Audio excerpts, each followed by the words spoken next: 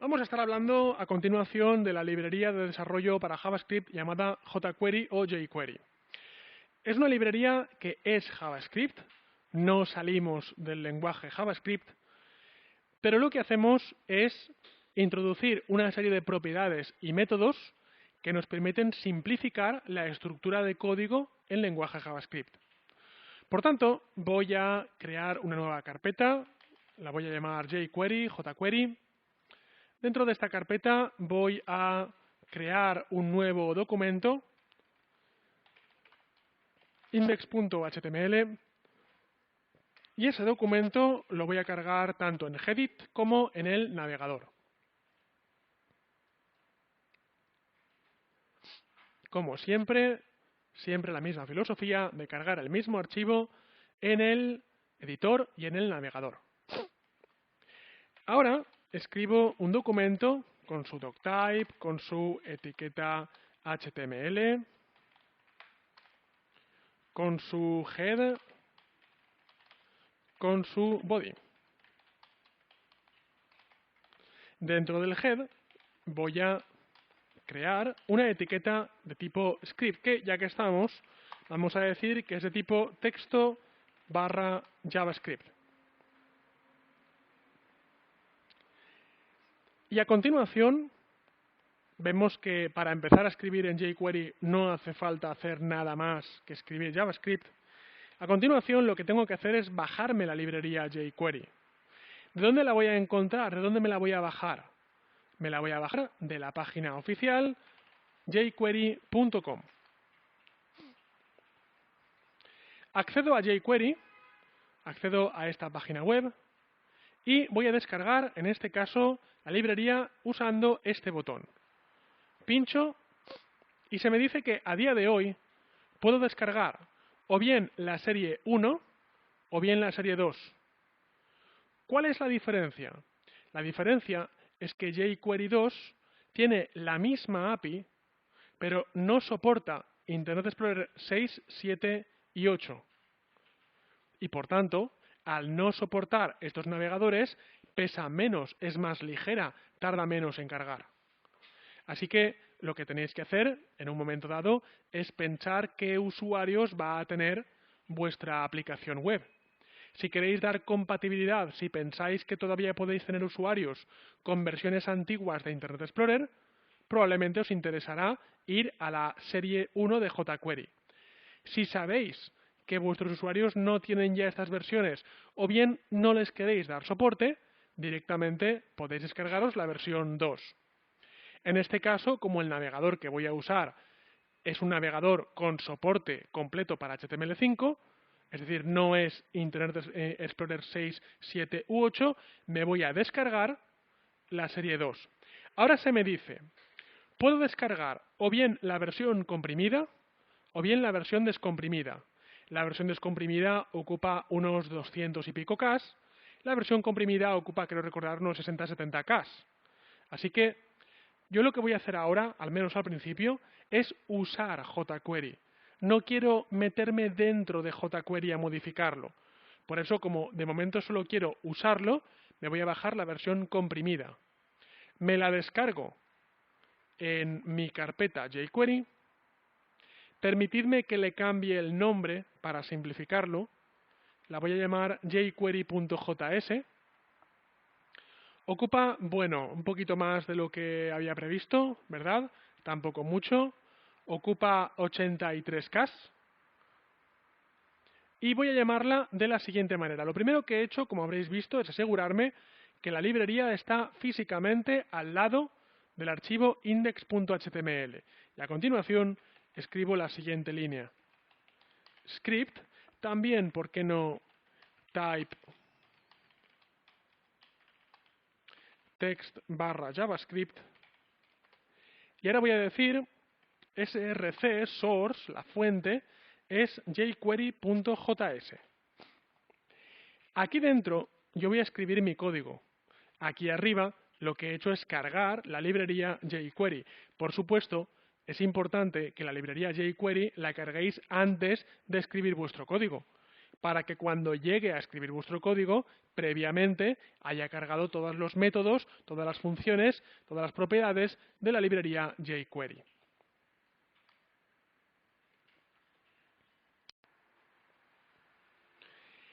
A continuación, no es obligatorio, pero es algo que yo os recomiendo muchísimo, vamos a poner el siguiente método. Voy a poner, y así de paso estudiamos un poco la sintaxis de jQuery, que al principio es un poco compleja, pero finalmente es muy repetitiva. Por tanto, os costará al principio de entender, pero una vez que la entendáis ya la tenéis para siempre. En primer lugar se pone un dólar, no tiene nada que ver con el dólar que se pone en PHP, nada que ver. El dólar de jQuery es un dólar de selector. Cuando yo selecciono algo, pongo dólar, paréntesis, y dentro del paréntesis voy a poner algo que selecciono y por tanto algo que una vez seleccionado le voy a aplicar una operación. En este caso voy a poner document. Lo que acabo de hacer por tanto es poner $document, selector document, selecciono el documento. Pongo punto y a continuación, después del punto, voy a especificar qué es lo que voy a hacer con lo que he seleccionado. Yo evidentemente si selecciono algo es porque quiero hacer algo con eso que he seleccionado. Así que antes del punto y con el dólar se pone lo que voy a seleccionar y después del punto se le pone lo que voy a hacer con eso que he seleccionado. Document.ready. La primera función que vamos a ver de jQuery es la función ready. Y la función ready indica la función que vamos a ejecutar cuando el documento haya sido cargado. ¿Qué quiere decir esto? Cuando el documento esté preparado, ejecútame la función de inicio. ¿Qué es la función de inicio? La función de inicio es una función que vamos a crear ahora, donde pondremos algo de código. Y una función en JavaScript simplemente es una cápsula de código.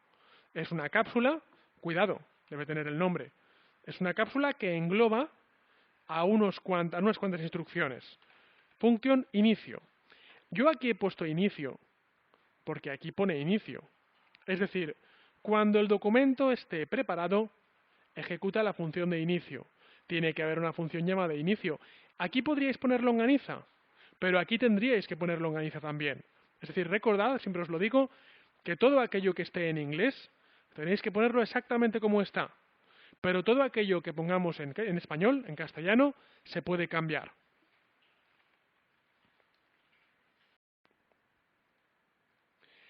He dicho que siempre os recomiendo esta función, pero no os he dicho por qué.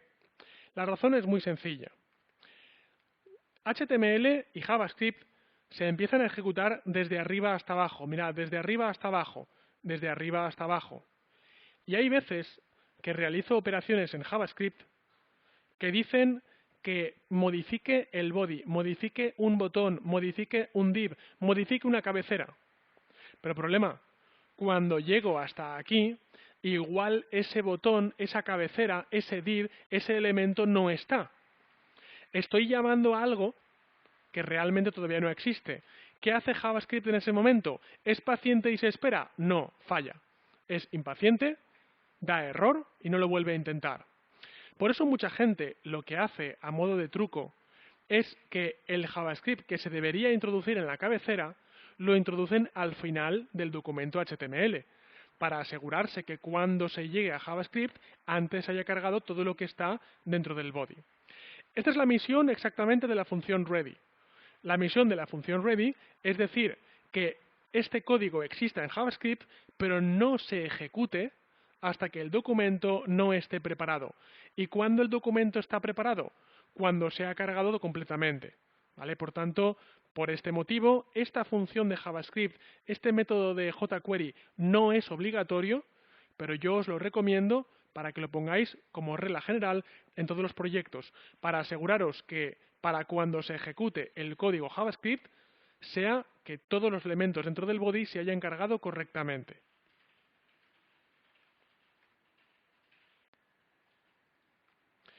Vamos a trabajar con algo que nos deje claro cuál es la función de JavaScript y de jQuery. Para ello, para empezar, voy a crear un botón. y voy a capturar eventos de usuario, porque esto es en gran medida lo que hace JavaScript, que es responder a eventos, a interacciones que haga el usuario. No es lo único que hace, pero es una gran parte de las funcionalidades de JavaScript. Así que creo un botón y le digo púlsame, si te atreves. Por tanto, aparece aquí un botón llamado púlsame. ¿Qué hace un botón HTML si no le doy comportamiento JavaScript? Pues no hace nada. Por eso muchas veces suelo decir que la etiqueta button en HTML no sirve de nada hasta que no aprendes JavaScript. Pero este es el momento.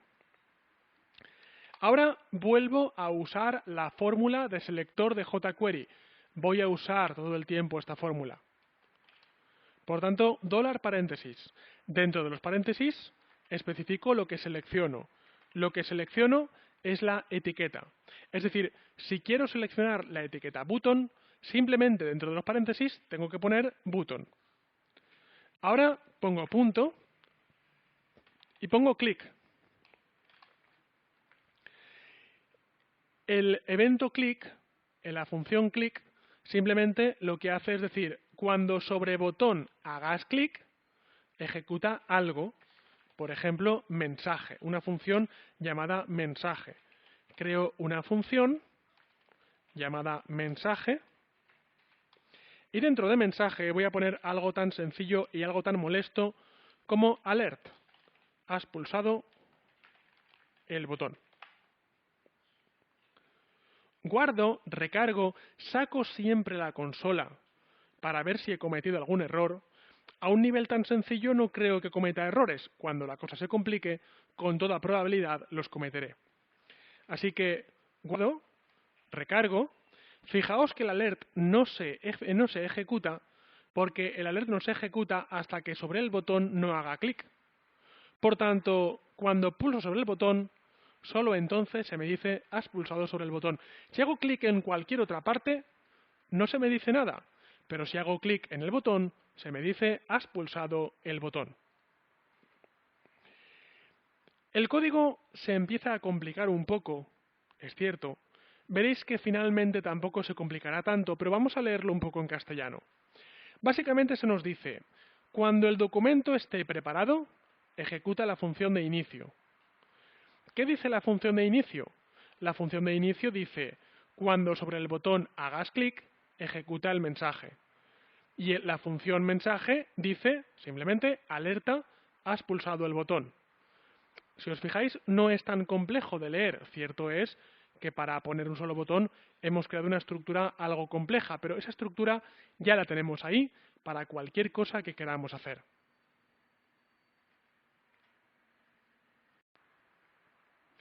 Vamos a trabajar ahora con una propiedad CSS, con una propiedad jQuery, llamada CSS. Para ello voy a crear un div con un ID, ponme. Y ahora dentro del div voy a poner algo tan sencillo como este es un texto que hay en el div. Guardo, recargo y aquí lo tenemos. Tenemos el botón y tenemos el div que tiene el ID ponme. Una de las buenas noticias que os voy a dar es que los selectores en jQuery, los selectores por ID y por clase, se basan en los selectores de CSS. ¿Cuál era el selector CSS para un ID? La almohadilla. ¿Cuál era el selector CSS para una clase? El punto. Pues en jQuery ocurre lo mismo. Por ejemplo, voy a decir, cuando sobre el botón hagas clic, ejecuta una función llamada cambiacolor. La función llamada cambiacolor dice, selecciona el elemento que tiene el ID ponme. Por tanto, como selecciono un ID, lo que he hecho es poner una almohadilla. Almohadilla ponme equivale a ID ponme. Punto CSS. Y ahora pongo comillas, comillas, coma, comillas, comillas. Y digo background es RGB, por ejemplo, rojo, 255,0,0. Así que guardo, recargo y probamos el código. Cuando sobre el botón haga clic, ejecutaré cambiacolor, y cambiacolor al div con id ponme le cambia el fondo para que sea rojo. Comprobamos cómo pulso el botón púlsame y el fondo del div se vuelve de color rojo. He conseguido cambiar una propiedad CSS dinámicamente cuando pulso un botón.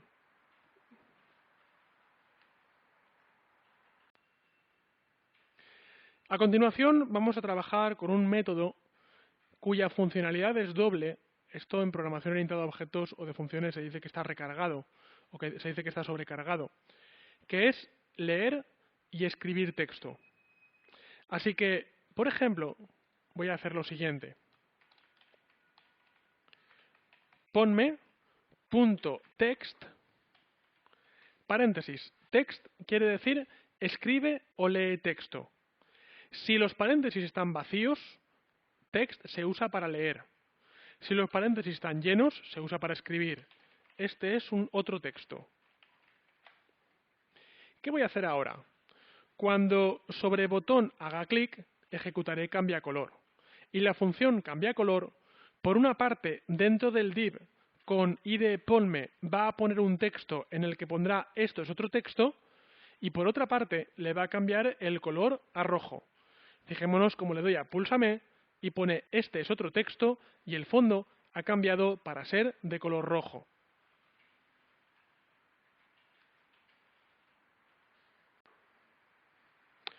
Como os decía hace un momento, text tiene un doble comportamiento. Y es que si está vacío, se va a encargar de leer. Voy a hacer algo un poco complejo. Atención, mirad. Voy a hacer que, por ejemplo, en el div ponga 255,255,0. Esto creo recordar que es el color amarillo. Así que ahora digo var color es igual a ponme.text. Es decir, creo una variable llamada color y digo que la variable color es igual al texto que haya dentro del div ponme. ¿Cuál es el texto que hay dentro del div ponme? Ahora mismo es 255,255,0. Si yo ahora vengo aquí, voy a decir encadeno con paréntesis y signos de más. Voy a hacer esto un poquito más pequeño. Aquí, color. Y lo que voy a hacer es que el color de fondo sea de aquel color que yo ya he puesto aquí arriba. Comprobemos si funciona. Si todo esto ha funcionado correctamente, el fondo será de color amarillo, porque amarillo es 255,255,0. Guardo, recargo, pulso y se pone de color amarillo. Si digo color es 0,0,255, eso es azul. Así que guardo, recargo, pulso y el fondo se vuelve de color azul.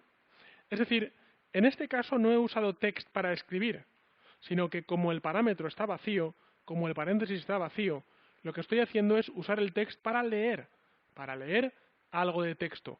Y en este caso lo que he hecho es ese texto que he leído, lo he introducido dentro de una variable, la variable color, y esa variable color es la que he utilizado para decir de qué color tengo que poner el fondo del div con el id llamado ponme.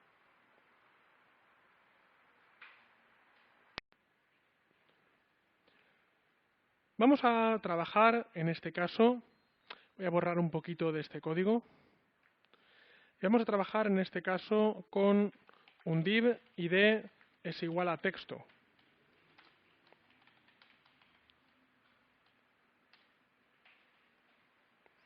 Así que div id es igual a texto. Va a contener un texto. Yo lo que suelo hacer, mirad, es irme a lipsum.com y dentro de lipsum.com me suelo copiar este texto un poco como texto de prueba.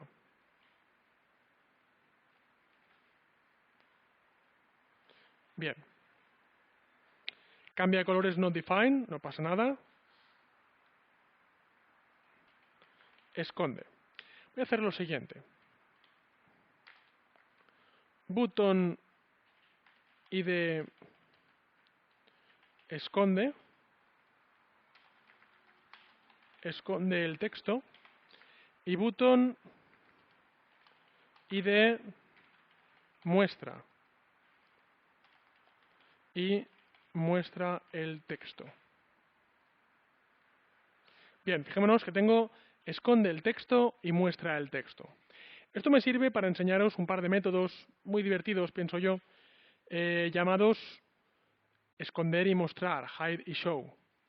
Así que digo, cuando sobre esconde aquel elemento que tiene el id esconde haga clic, ejecútame la función esconder. Sin embargo, cuando sobre muestra haga clic, ejecútame la función mostrar. He prometido que voy a usar dos funciones, luego tengo que crear dos funciones. Function esconder, function mostrar.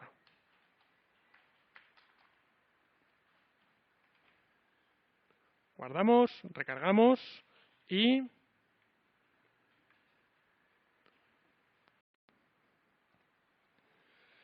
lo que voy a hacer, por tanto, ahora es algo tan sencillo como simplemente hacer lo siguiente. El texto punto hide. Es decir, seleccióname aquello que tiene el id texto y escóndemelo. Texto.show.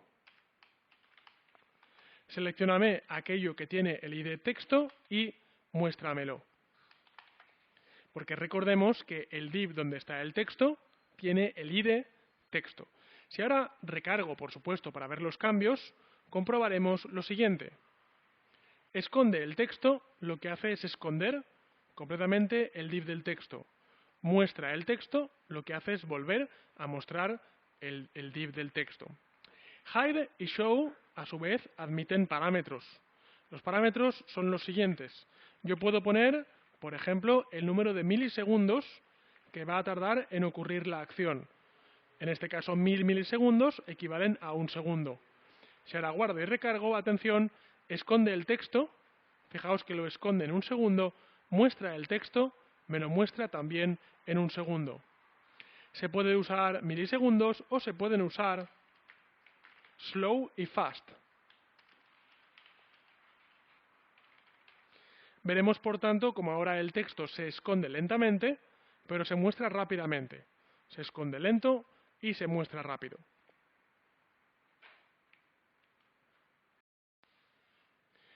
De todas formas, a mí no me hace especial gracia el hide y el show. ¿Por qué? Porque no solo que los muestra y los esconde, mirad, cuando escondo el texto, lo que ocurre es que como que se escala, como que se va hacia esta esquina de aquí. Y esa redimensión a mí no me hace demasiada gracia. Por tanto, yo en lugar de usar los métodos de hide y show, prefiero usar los métodos de fade out para esconder y fade in para mostrar. Hacen lo mismo, la diferencia es que me esconde el texto y me muestra el texto, pero no lo reescala, no lo hace pequeñito hacia una esquina. Por tanto, podéis usar los que queráis, pero a mí esos dos, no sé, me gustan, me quedan más elegantes que los de hide y show.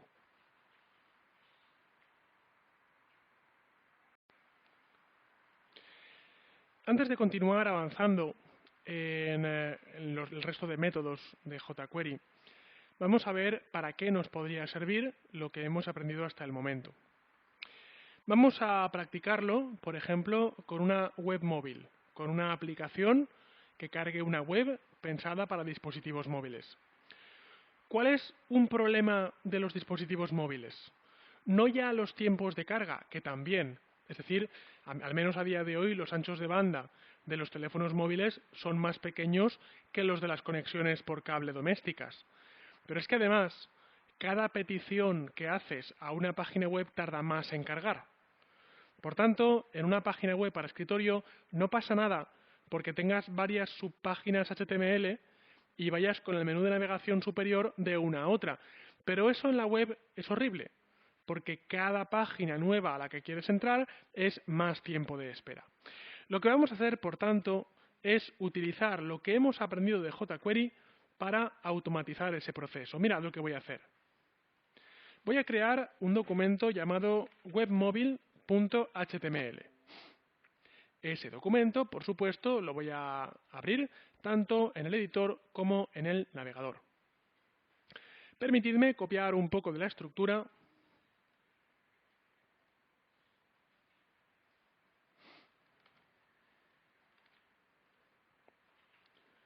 Vacío un poco los elementos, pero me quedo un poco con el esqueleto, me quedo con la plantilla.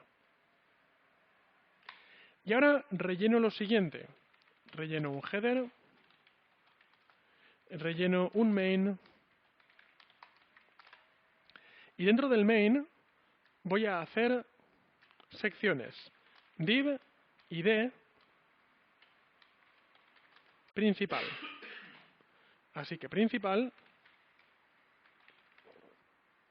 contendrá el siguiente texto. Esta es la sección principal de la web donde te hago un resumen de todo lo que te quiero contar. Voy a crear otro div llamado, por ejemplo, blog. Aquí irá el blog de la web en la que estás entrando. Creo otro div y pongo, por ejemplo, contacto. Y pongo un formulario y en ese formulario pongo un input. Permitidme que no ponga demasiados parámetros porque simplemente quiero ilustrar el ejemplo. Input type submit. Si yo ahora guardo y recargo, voy a poner algo así como: para ponerte en contacto conmigo, rellena el siguiente formulario. Guardo y recargo. Y tengo esto en la parte principal de la web. Dejadme verlo un poco como un móvil. Lo tengo todo apelotonado, además de que puedo escribir un title,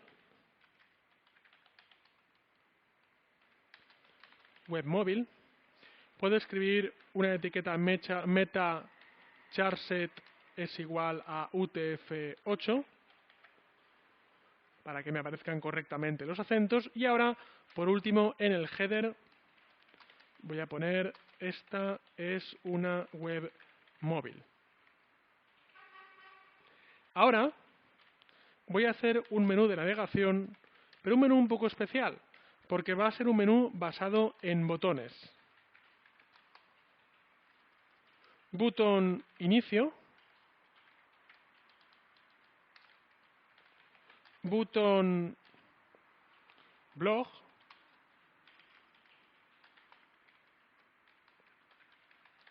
y un botón contacto, es decir, un botón por cada una de las zonas principales de la web. Esta es una web móvil, el menú de contacto o el menú de navegación estaría con botones y todas las secciones aparecen a la vez. Todas las secciones se han cargado simultáneamente en la pantalla. Si queréis, antes de empezar con el código JavaScript, lo que voy a hacer es poner un poco de estilo. Así que nav button tiene un width del 100% para que los botones estén horizontales, como es costumbre, ¿verdad? Margin bottom de 10 píxeles para que los botones estén un poquito separados entre ellos. Si queréis, voy a poner, por ejemplo, 5 píxeles. Ahora, dentro del body, pondré algo así como font family es igual a sans serif, para que la letra sea de tipo sin cursiva, sin remates, sin decoraciones. Y voy a poner H1, font size 14 píxeles. Quizás no tanto, vamos a ver 24 píxeles. Bien. Y text align center. ¿Cuál es el problema en este caso? Pues el problema es que la sección principal de la web, el blog y el formulario de contacto, todos aparecen a la vez en la pantalla. Digo div, pues no sé qué voy a poner en el div. Vamos a poner un padding de 10 píxeles para que haya un poquito de espacio. En el input voy a decir un width del 100% para que los elementos de formulario lleguen hasta el final y otra vez un margin de 5 píxeles, un margin bottom de 5 píxeles, para que cada uno de los elementos flote hacia abajo.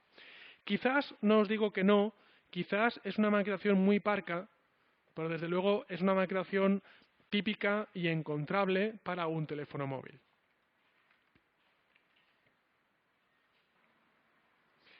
Y ahora sí, vamos a usar lo que hemos aprendido hasta ahora de JavaScript y de jQuery para trabajar el contenido de la web móvil. Atención todos a la pantalla, porque ahora voy a hacer lo siguiente. Mirad.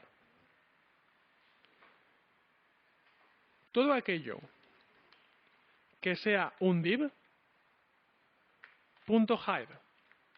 Es decir, cuando entres en esta página, lo que quiero que hagas es que todo aquello que sea de tipo div, escóndelo.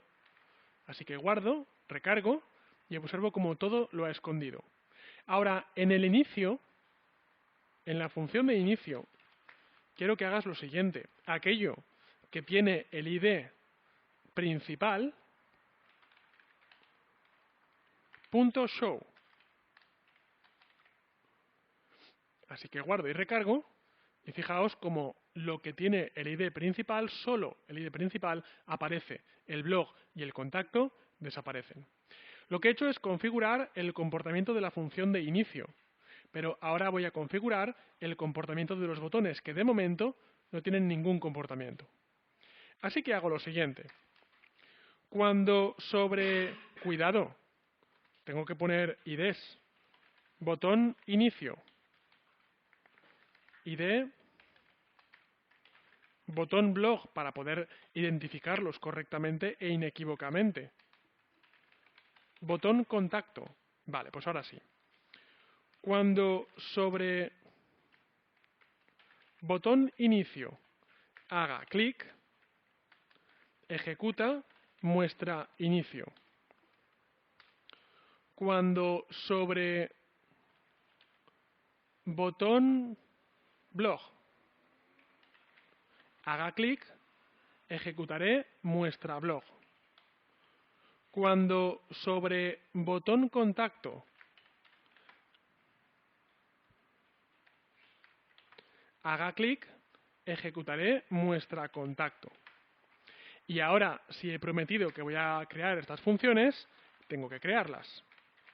Function muestra inicio.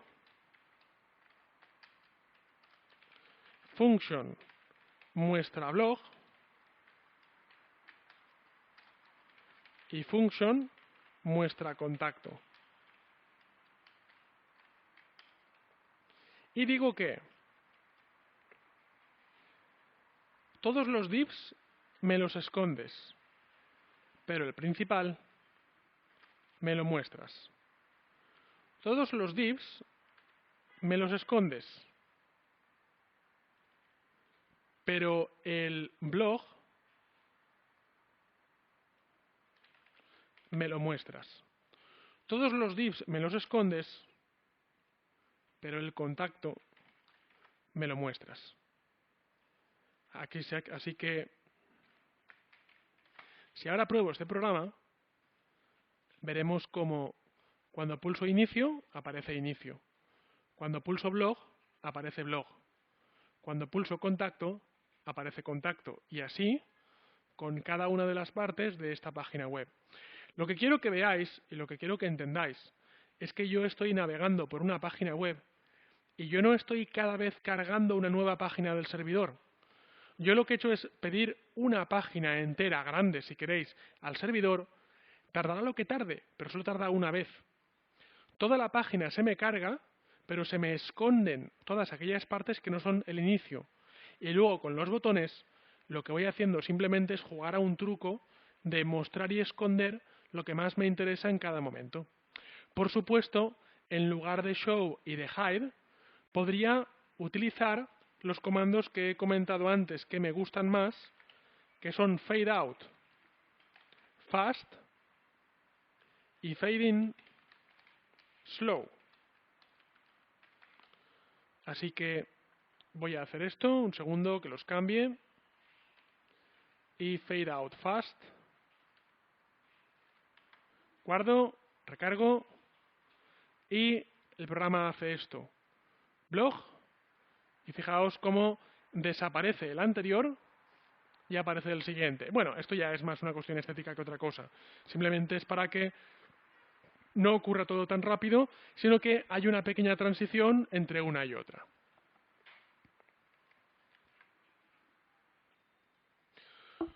Una de las diferencias principales, dentro de que finalmente no sirven exactamente para lo mismo, pero una de las principales diferencias entre PHP y JavaScript es la interactividad, ya que con JavaScript tenemos contenido completamente interactivo, mientras que con PHP tenemos cada vez que recargar la página. Lo que voy a hacer, por tanto, es un ejercicio y así de paso aprendemos algún parámetro nuevo llamado calculadora. Vamos a hacer una calculadora. Por tanto, voy a cargar la calculadora dentro de la vista de código y dentro del navegador. Voy a hacer lo siguiente, permitidme que me copie una vez más la plantilla para vaciarla. Es decir, mirad, me copio el body, pero el body vacío. Me copio la función de inicio, pero el resto las elimino. Y el estilo, en principio, no quiero nada. Es decir, lo que quiero es una plantilla vacía para empezar a trabajar. Ahora, dentro del body, voy a hacer un input interesante que no hace falta que esté dentro de un formulario, llamado, es un input de tipo texto con el id operando 1. Voy a hacer otro id, otro input, quería decir, con el id operando 2. Y, por ejemplo, les voy a poner un signo más en medio. Así que ahora voy a hacer un igual y voy a hacer un input de tipo text llamado resultado. Si recargo en la pantalla, aparece esto. Este campo más este campo es igual a este campo de aquí.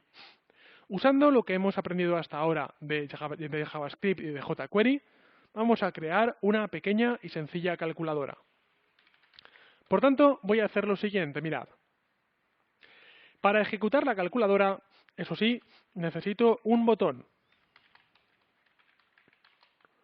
Un botón llamado calcula, para que todo se ponga en funcionamiento. Así que tengo aquí un botón calcula. Cuando sobre el botón haga clic, quiero que se ejecute la fórmula de suma. Así que empiezo de esta manera. Cuando sobre el botón haga clic, ejecutaré la operación. La operación es una función que tengo que crear que tendrá el siguiente código. Atención, mirad, creo una variable operando 1. Y digo, operando 1 es del elemento que tiene el id operando 1, su valor, su value. ¿Qué quiere decir value? Val, de value, de valor, es el valor que tenga dentro el campo de tipo input. Creo a continuación otra variable, var operando 2, es igual a de aquel elemento que tenga el id operando 2, su value, su valor. Y ahora por último, voy a decir que en aquel elemento que tenga el valor, el id resultado, quiero poner el value operando 1 más operando 2. Al método value le pasa lo mismo que al método text. Cuando el método value está sin parámetros, el paréntesis está vacío, quiere decir que quiero leer un valor. Pero el mismo método, cuando el paréntesis está lleno, quiere decir que quiero escribir un valor. Vamos a ver si esto funciona. Guardo, recargo y digo 5 más 3, calcula y me dice, cuidado, 53. Bien, ¿por qué me ha dicho 53? ¿Qué es 53? 53 no es la suma entre 5 y 3, es simplemente coger el 5 y ponerle detrás un 3. Es decir, si pongo hola mundo y calculo, aquí pone hola mundo. Por tanto, si pongo 5 y 3, no es capaz de detectar que esto es un número y cree que es una cadena. Cree que es comillas 3, no un número, sino una cadena. Bueno, os voy a decir un pequeño truco, que es usar la librería matemática de JavaScript. Por tanto, voy a poner math.round, es decir, redondéame este valor. Este es un pequeño truco que sirve simplemente para que al redondear, obligatoriamente un número, o sea, obligatoriamente una cadena se va a convertir en número. El resultado de un redondeo matemático siempre va a ser un número. Por tanto, ahora le digo 6 más 4, calculo, y es igual a 10. Le digo 3 más 4, y me dice es igual a 7. Le digo este número más este número de aquí, y es igual a este número de aquí. Es decir, tengo una pequeña calculadora donde lo que quiero que veáis es que cuando yo pongo aquí un número y aquí pongo otro número, cuando le doy al botón calcula, yo no estoy yendo a otra página para realizar el cálculo. Sin salir de esta página, aquí mismo estoy realizando la operación. Y por esa razón, por simplificarlo mucho, es por lo que digo que JavaScript es mucho más interactivo que PHP.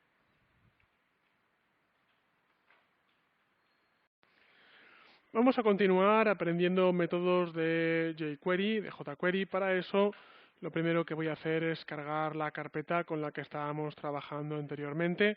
Voy a cargar la carpeta de jQuery y, por tanto, voy a crear un nuevo proyecto llamado, por ejemplo, index2. No quiero que sea una nueva carpeta, quiero que sea un nuevo archivo, un nuevo documento de texto.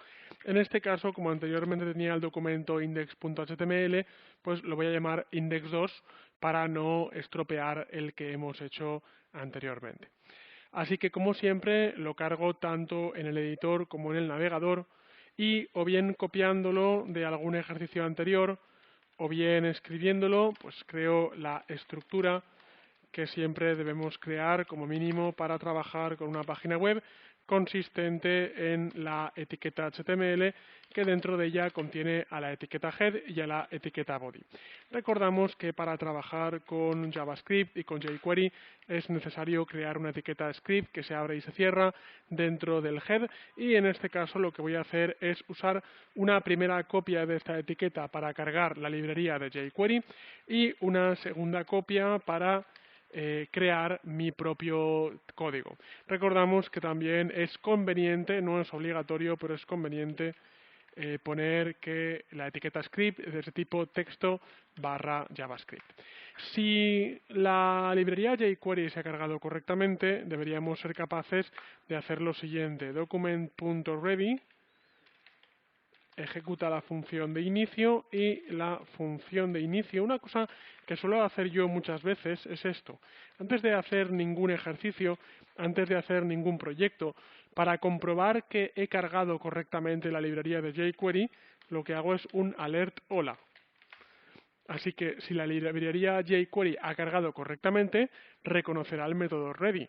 Y si reconoce el método ready, ejecutará inicio. Y si ejecuta inicio, ejecutará alert. Por tanto, recargo y si veo ahí hola, es que hasta ahora voy bien. Recordamos también que recomiendo sacar la consola, siempre visible la consola, especialmente cuando estamos aprendiendo para comprobar que pues lo que estamos escribiendo funciona correctamente.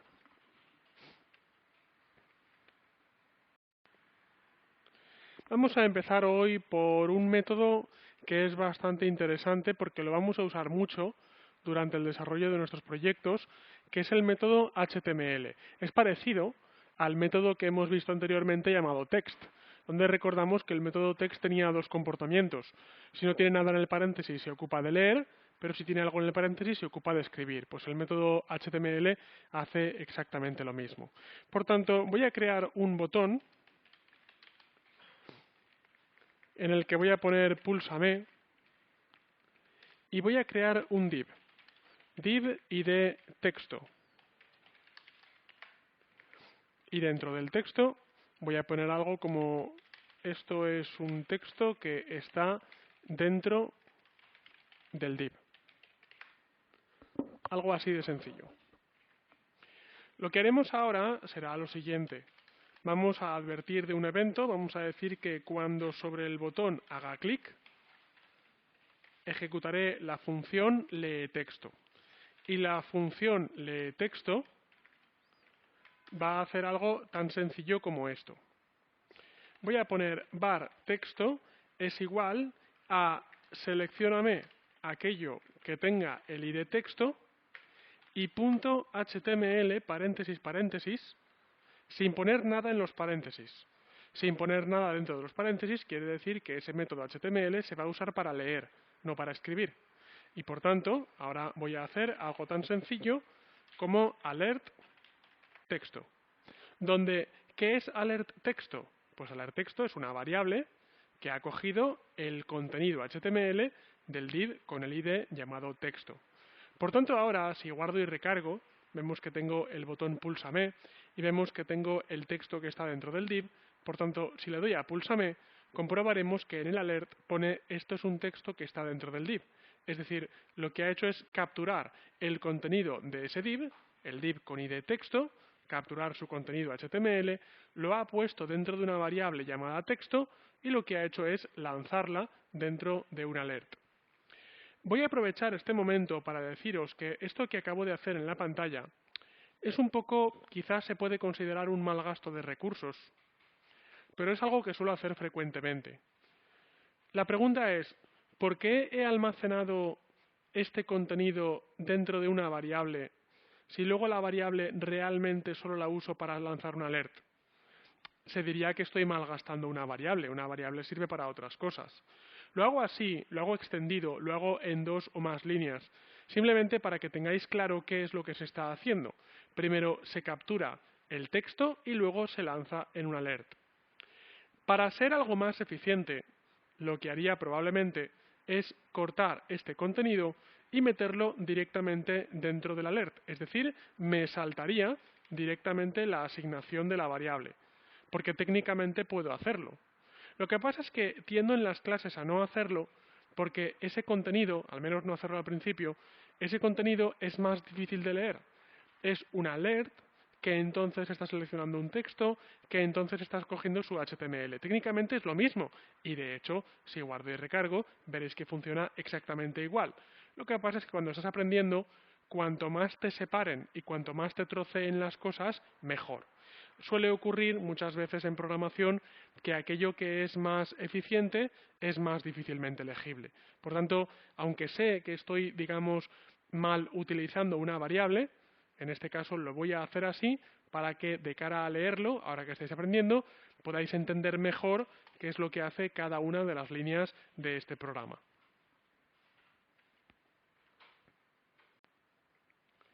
Como he dicho anteriormente, el método HTML, al igual que el método text, tiene dos funcionalidades: o bien escribe si tiene algo dentro de HTML, o bien lee. Por tanto, en este caso voy a borrar este código y voy a hacer lo siguiente.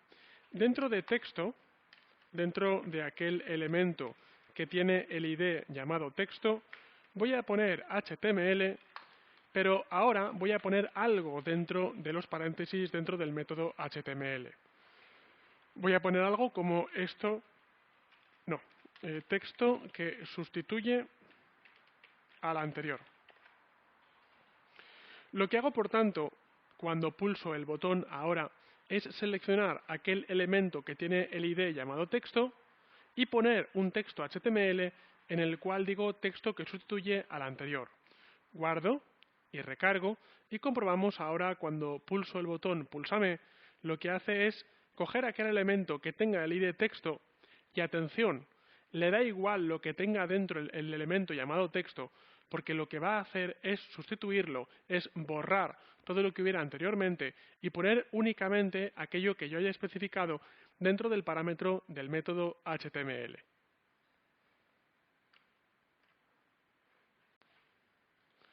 Poder escribir dentro de un div es algo que es bastante útil, pero muchas veces nos encontraremos que queremos no ya sobreescribir lo que había dentro del div, sino añadir algo de texto al div.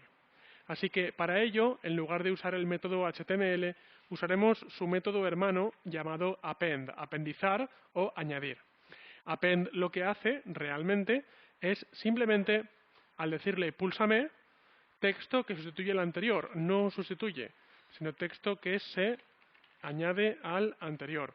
Recordamos que si he usado una ñ, debería poner la etiqueta meta charset es igual a UTF-8 dentro de la cabeza. Por tanto, fijaos cómo esto es un texto que estaba dentro del div, así que texto que se añade al anterior y se añade y se añade y se añade y se añade. Como ahora estoy usando el método append, lo que ocurre es que en lugar de sustituir al texto anterior, lo que hace es veo lo que tenías y le pongo además el texto que voy a poner a continuación, sea cual sea el texto que hayáis puesto con HTML dentro de los parámetros de ese método.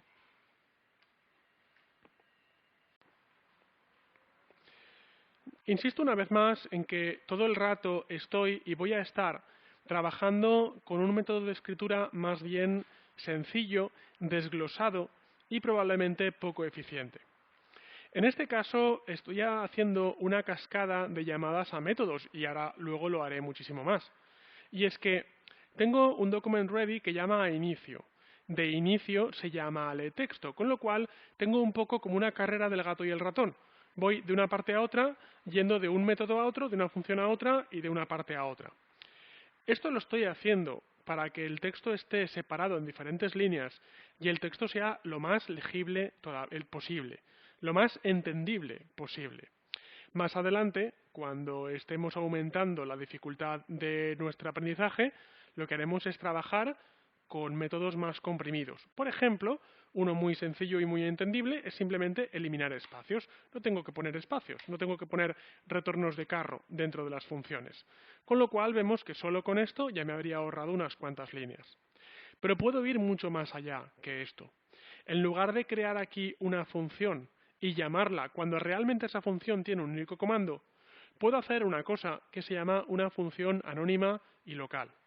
Lo que haría de esta manera es, aquí dentro de inicio, pondría function, no le pondría nombre, porque por eso es una función anónima y local, function, pero sí que le pondría la C, porque si no, no está bien escrito, le pongo el paréntesis y le pongo las llaves. Fijémonos que es como este function, pero no le estoy poniendo un nombre. No le estoy poniendo un nombre porque la voy a ejecutar directamente. Y aquí dentro pondría esta función. Con lo cual podría eliminar esta línea, porque ya no sirve para nada. Pero es más, LeTexto, una vez más, es una llamada a una función que realmente solo está haciendo una cosa. Así que aquí otra vez, en lugar de LeTexto, podría poner function, sin nombre, una función anónima y local, y corto y pego todo esto. Así que ya puedo eliminar la función LeTexto porque realmente no hace nada. Y esa línea que acabo de escribir ahí hace lo mismo que el código que tenía antes. Probablemente cuando alguna persona vea vuestro código o cuando vosotros mismos entréis a alguna web e inspeccionéis el código y digáis, oye, a ver cómo han escrito el código en esta página web. Veáis código escrito de esta manera. Y puede que se os salten un poco los plomos porque digáis, madre mía, ¿esto qué es? Esto no lo he visto yo, ¿vale? Simplemente quiero deciros en este vídeo que esto se puede hacer, pero no lo voy a hacer, por lo menos al principio de la formación, porque esto, que funciona exactamente igual, insisto. Si guardo y recargo veremos cómo funciona exactamente igual. Pero esto es mucho más difícil de leer cuando estamos al principio de nuestra formación. Técnicamente, si te fijas, dice, cuando el documento esté preparado y cuando sobre el botón hagas clic, en ese caso sobre el texto añade ese texto. O sea, técnicamente no es difícil de leer, pero fijaos lo que ocurre aquí. Punto y coma llave, paréntesis, punto y coma llave, paréntesis. Yo os digo, y supongo que os lo imaginaréis, que las probabilidades de equivocarse ahí son muy altas. Y las probabilidades de equivocarse y no saber dónde te has equivocado son más altas todavía, porque tienes que saber que este paréntesis va con este, que esta llave va con esta, que el punto y coma es por el cierre del comando, que este paréntesis viene de aquí, de la función click, este punto y coma es por el comando, que esto viene de aquí y que este paréntesis viene de aquí, lo cual al principio puede ser un lío bastante grande. Así que desde un principio no os quiero ocultar que existe esta manera de escribir código, pero una vez más, por la filosofía esa de antes de correr aprende a andar, no la voy a usar de momento, ¿vale? Así que voy a pulsar Control Z, voy a dejar el código como estaba y vamos a seguir escribiendo de esta manera. Fijaos, estoy usando pues 6 líneas para escribir lo que se puede hacer en una sola línea, pero prefiero hacerlo así a cambio de que el texto, leyendo de arriba a abajo, sea más legible y a cambio de que podáis entender mucho mejor dónde se abre y dónde se cierra cada paréntesis y cada llave.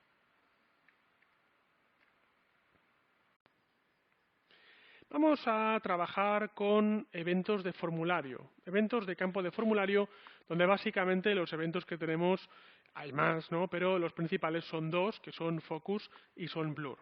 Así que creo un nuevo documento de texto, index3.html, lo cargo dentro del editor, dentro del navegador y bueno, voy a copiar, permitidme que copie un poquito la estructura básica de la página HTML para perder el menor tiempo posible.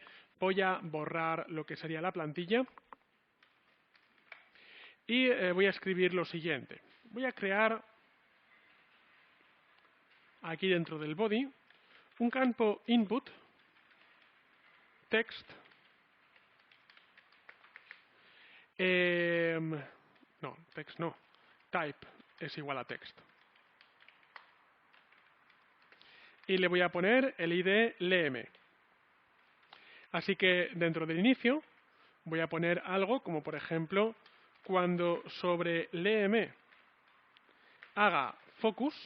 ¿Qué quiere decir focus? Focus quiere decir cuando entras dentro de un campo de formulario. Así que voy a ejecutar la función entrado.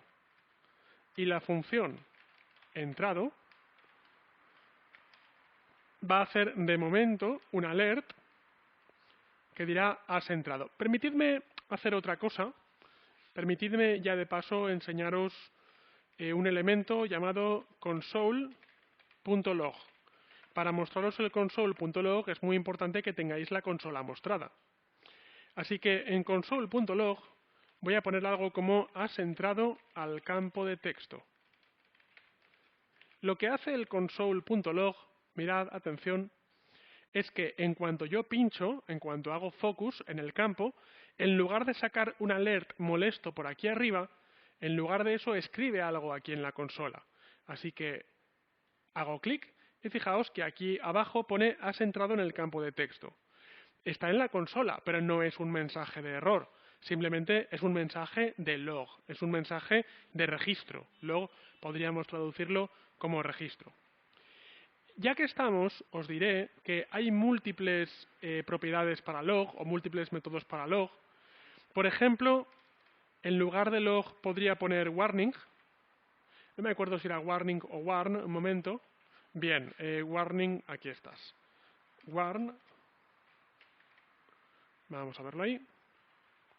Y fíjate, dice, has entrado al campo de texto, pero lo dice poniendo un símbolo amarillo con una admiración. Es como un warning. En este caso, me estoy lanzando yo a mí mismo un warning. Y también disponemos de otro, os enseño los tres principales, que es error. Entonces, error, pincho, y aparece con un símbolo de error, con letra roja, has entrado al campo de texto. Vamos a ver hoy que hoy probablemente nos servirán para mucho, pero cuando estemos debugueando nuestros programas en JavaScript, es decir, cuando estemos localizando dónde puede estar un error, tanto el log como el warning como el error nos serán de bastante utilidad. Hoy de momento, ahora de momento, voy a utilizar el log. Así que vemos que he hecho clic y me dice has entrado al campo de texto. Puedo poner otro comportamiento que diga cuando sobre léeme haga .blur, ejecutaré la función salido. Por tanto, la función salido dirá console.log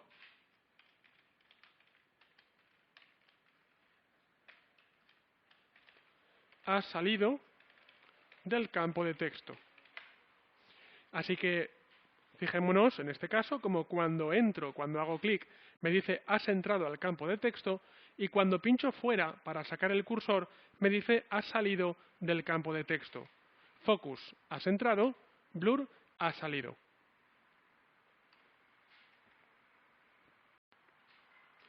Esto nos puede servir para crear multitud de aplicaciones que validen elementos de formulario, ya que, por ejemplo, podría hacer lo siguiente. Voy a quitar los console.log y voy a hacer lo siguiente. Aquí arriba del todo voy a poner var nombre es igual a Juan. Así que a continuación haré lo siguiente.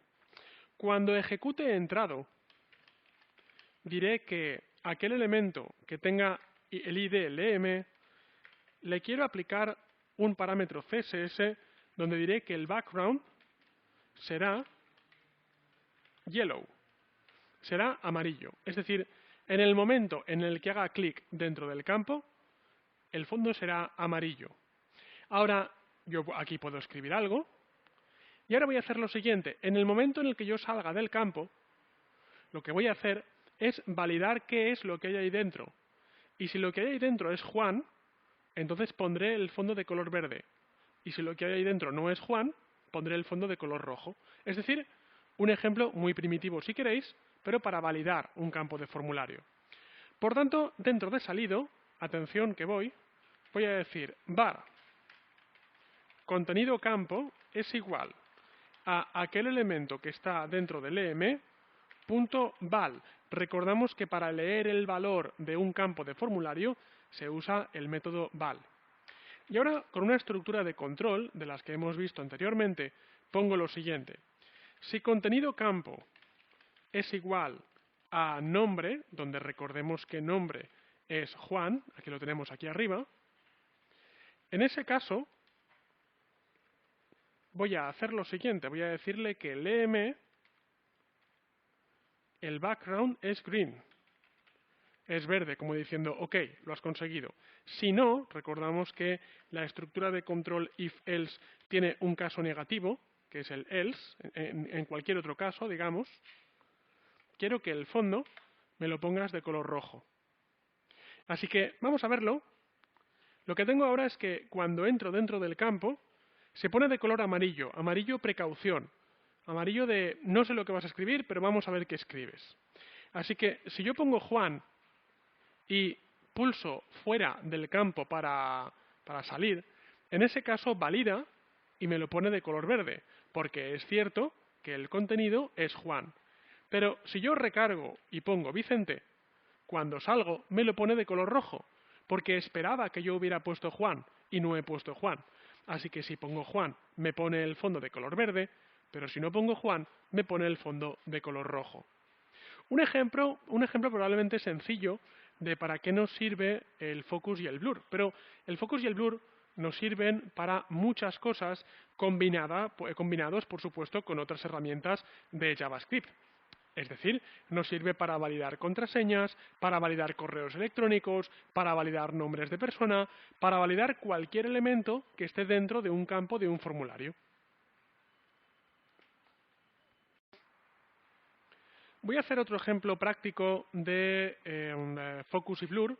Y en este caso me voy a volver a mi carpeta jQuery, me voy a hacer otro archivo llamado, ¿cómo lo voy a llamar en este caso? Pues lo voy a llamar valida contraseña. Valida contraseña.html, lo cargo, copio la plantilla, la pego y lanzo también valida contraseña contra el navegador. Borro, evidentemente, todo aquello que no quiero. Y ahora voy a hacer lo siguiente. Voy a decir input type text id contraseña. Ahora, con un poquito de CSS, voy a maquetar un div id ayuda. Y voy a hacer lo siguiente. Tu contraseña debe tener entre 4 y 8 caracteres, porque por lo que sea, por la lógica de negocio de nuestra aplicación, hemos decidido que así sea. Así que en este caso tengo esto así, y voy a editar un poquito el estilo de este ejercicio para hacer lo siguiente. Así que aquel elemento que tiene el id ayuda va a tener las siguientes características. Primero va a tener un width de 300 píxeles, un height de 200 píxeles, vamos a verlo, un border de 1 píxel solid gray. Vamos a trabajar también con un padding de 10 píxeles y un border radius de 0 píxeles, 10 píxeles, 10 píxeles, 10 píxeles. Es decir, va a tener, demasiado grande, madre mía. Así que 100 píxeles y no le voy a decir nada de la altura. Guardamos, recargamos, ahí lo tenemos, perfecto. Y ahora, con un poquito de posicionado, es decir, con un poquito de position relative, voy a poner top menos 10 píxeles, left, vamos a decir 90 píxeles. Por tanto, ahora, ese campo de ayuda, vamos a verlo, el relative está mal escrito. Aquí está, relative. Y ahora fijémonos cómo ese campo de ayuda aparece un poco sobreimpreso, ¿verdad? Por tanto, bueno, voy a poner 110 píxeles, lo cuadramos un poquito mejor, 140 píxeles, ahí, justo ahí lo quería. Bien, yo no quiero que esa ayuda aparezca hasta que yo no ponga el ratón encima del campo de formulario. Por tanto, voy a hacer lo siguiente. Al principio, el campo de ayuda quiero que esté oculto. .hide. Por tanto, recargo y comprobamos como el campo de ayuda al principio está oculto. A continuación voy a hacer lo siguiente. Cuando sobre contraseña haga .focus, ejecutaré ayuda. Bueno, ejecutaré técnicamente, sí, ayuda, ya está, vale. Así que function ayuda, y ayuda lo que hará simplemente es aquel elemento que tiene el ayuda, voy a decir fade in. Quiero fade in slow, quiero que aparezca poco a poco. Es decir, tengo el típico campo de formulario donde cuando hago clic aparece tu contraseña, debe tener entre 4 y 8 caracteres. Claro, cuidado porque cuando salgo del campo no desaparece. Así que probablemente tendré que decir que cuando sobre el campo contraseña haga blur, voy a ejecutar otra función llamada valida. Y la función valida va a hacer lo siguiente. En primer lugar, lo que va a hacer es que si la ayuda aparece cuando hago focus, la ayuda desaparece cuando hago blur. Comprobamos como pincho y sobresale, me salgo y desaparece. Pincho, sobresale, me salgo y desaparece. Pero ahora además, no solo voy a hacer esto, sino que debo validar que realmente se cumpla la condición. Es decir, cuando salgo, debo validar que lo que haya escrito esté realmente entre 4 y 8 caracteres.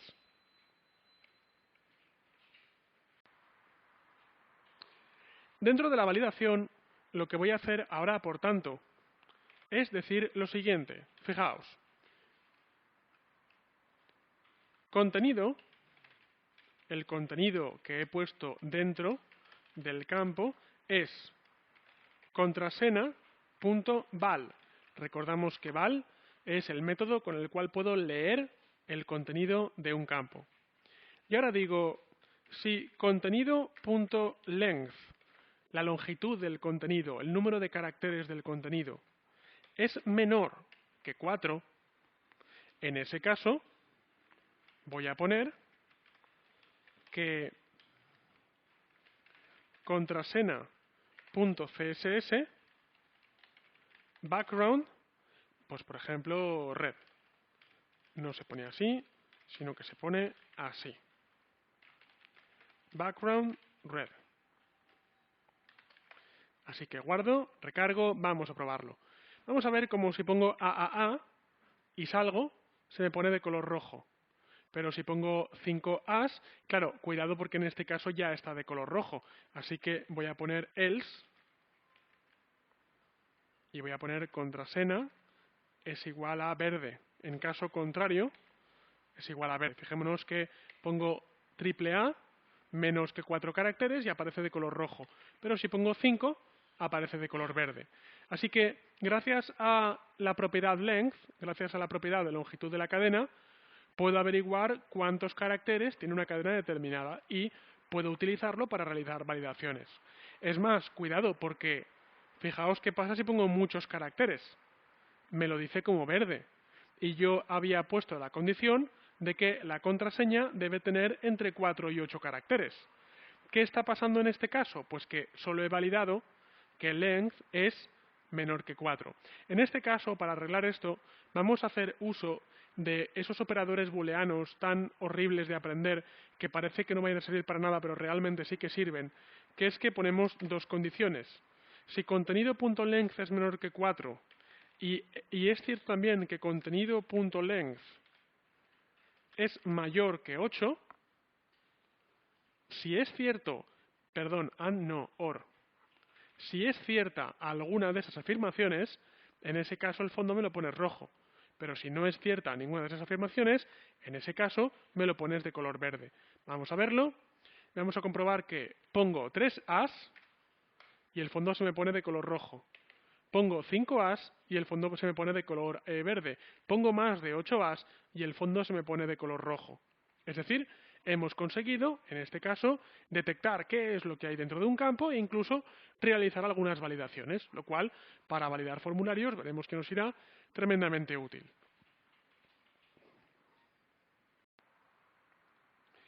Vamos a ver ahora que el método CSS está bien. De hecho, estamos viendo que le estamos sacando partido, pero no siempre nos sirve. Por tanto, me voy a hacer otro archivo dentro de esa carpeta.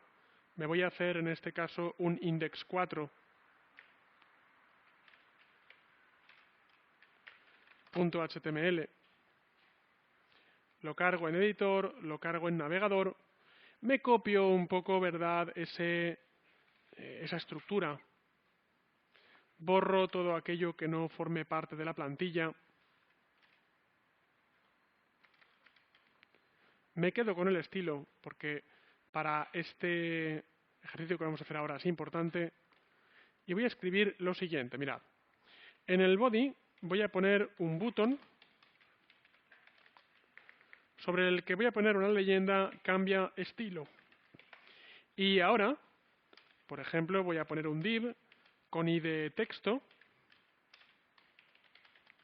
en el que voy a escribir algo como esto es un texto que estoy escribiendo para realizar una prueba.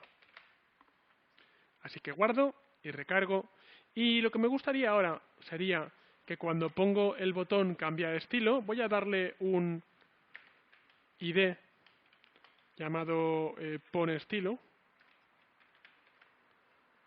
Cuando pincho el botón cambia estilo, lo que querré hacer es lo siguiente. Cuando sobre el botón pone estilo hago clic, quiero ejecutar pone estilo.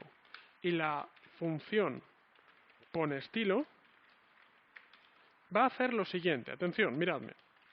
Voy a decir sobre el texto quiero poner una propiedad CSS llamada background coma, por ejemplo, RGB, cuidado, vale, 255,200,200, es decir, rojo clarito.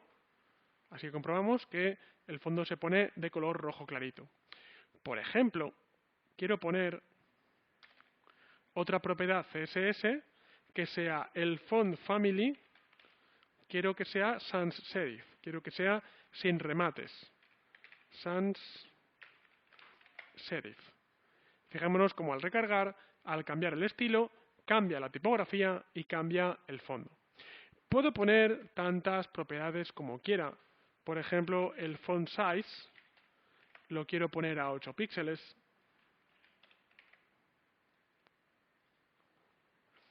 Y por tanto, puedo poner tantas propiedades CSS como quiera. Pero hay un problema. Y el problema está en que en el momento en el que yo veo que estoy repitiendo demasiadas veces algo, es el momento en el que veo que quizás se debería hacer de alguna manera mejor. Si quieres poner una propiedad CSS, bueno, puedes hacerlo perfectamente con el método CSS. Pero si quieres poner varias a la vez, quizás te convenga más los métodos que vamos a aprender ahora. Lo que voy a hacer es poner una clase CSS llamada estilizado. Y a estilizado le voy a decir background es igual a RGB 255,200,200. Font family es igual a sans serif, o sea, lo mismo que antes. Y font size es igual a 8 píxeles. Y por tanto, dado que he puesto el estilo en CSS, ahora en jQuery lo único que tengo que hacer es usar un método llamado addClass. Cuidado que la C es mayúsculas, que aquí muchas veces la gente se equivoca. addClass estilizado, es decir, al texto le pongo una clase llamada estilizado. Estilizado evidentemente debe coincidir con el nombre de la clase que hayáis creado en CSS.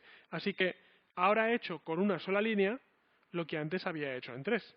Por tanto, si ahora pulso sobre cambia estilo, le aplica otra vez el estilo, pero con una sola llamada, definiendo las propiedades directamente dentro de CSS.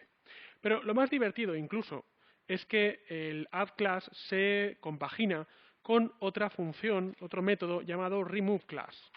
Así que cuando sobre quita estilo haga clic, ejecutaré la función quita estilo.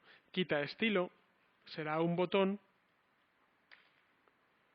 que voy a crear a continuación. Quita, ¿qué ha pasado aquí? Quita estilo, quita estilo. Bien, entonces la función quita estilo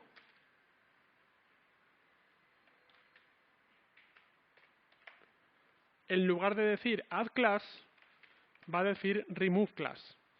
Así que veremos, por tanto, imaginaos que hubiera tenido que poner 3 líneas CSS por aquí y otras 3 por aquí para quitar el estilo, pues simplemente con esto lo que hago es que cambia estilo, le pone el estilo y quita estilo, se lo quita. Puedo cargar y descargar dinámicamente clases usando jQuery. Una cosa muy divertida, o por lo menos a mí me hace mucha gracia, es cuando usamos el addClass y el removeClass, que por cierto se usa bastante. Nos vamos a Elements, nos vamos al Body y nos fijamos que el botón no, el texto, vamos a verlo, recargamos de nuevo, div id es igual a texto y fijémonos cómo le doy a cambia estilo y aquí de repente pone class estilizado. Le doy a quita estilo y pone class nada.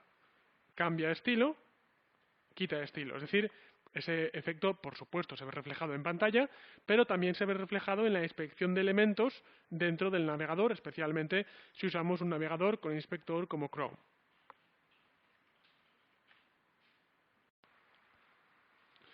Un par de consideraciones a este ejercicio y a lo que estamos haciendo en general. En primer lugar, tened en cuenta, yo siempre os digo, que aquello que ponéis en castellano puede estar en minúsculas o mayúsculas según como queráis, pero aquello que está en inglés tenéis que ponerlo exactamente como yo lo pongo. Entonces, si pongo, por ejemplo, addClass y removeClass la C en minúscula, lo que me puedo encontrar es que cuando le doy a cambia estilo, me dice undefined is not a function, me da un error.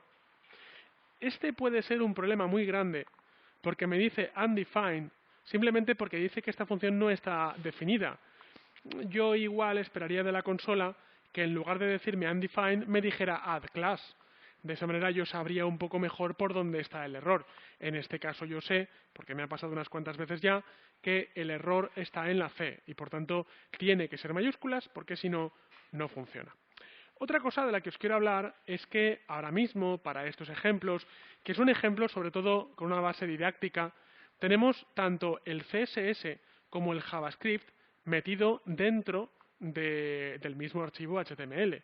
Bueno, más adelante, evidentemente, tendremos todo esto como archivos externos. Y cuando tengamos todo esto como archivos externos, no pasa nada, porque el programa lo reconocerá exactamente igual de bien. Una demostración. Me voy a la carpeta de jQuery y me voy a hacer una carpeta llamada recursos. Y dentro de recursos me voy a hacer un documento nuevo de texto llamado estilo.css y me voy a hacer también un documento de texto nuevo llamado código.js. El archivo con extensión JS es un archivo pensado exclusivamente para contener JavaScript. Así que los dos los cargo en el navegador, allí los tenemos, y voy a hacer lo siguiente. El estilo lo voy a pasar al estilo y el código lo voy a pasar al código. De tal manera que ahora en el script le voy a decir que src es igual a recursos barra código.js, es decir, tengo que decir exactamente dónde está ahora ese código. Y por supuesto el style lo voy a sustituir por una etiqueta link, rel es igual a stylesheet, href es igual a recursos barra estilo.css. Probablemente, conforme vayamos avanzando, los proyectos tendrán más esta forma, tendrán más este aspecto. Pero, tras haber hecho esto, quiero que comprobéis que funciona exactamente igual de bien. Porque habiendo externalizado tanto el JavaScript como el CSS, reconoce perfectamente el JavaScript dónde están las clases CSS. Es decir, no es obligatorio que estén dentro del mismo archivo. Yo lo estoy haciendo, eso sí, con motivos didácticos, para que lo tengáis todo en un solo archivo y no vayamos todo el rato saltando de un archivo a otro.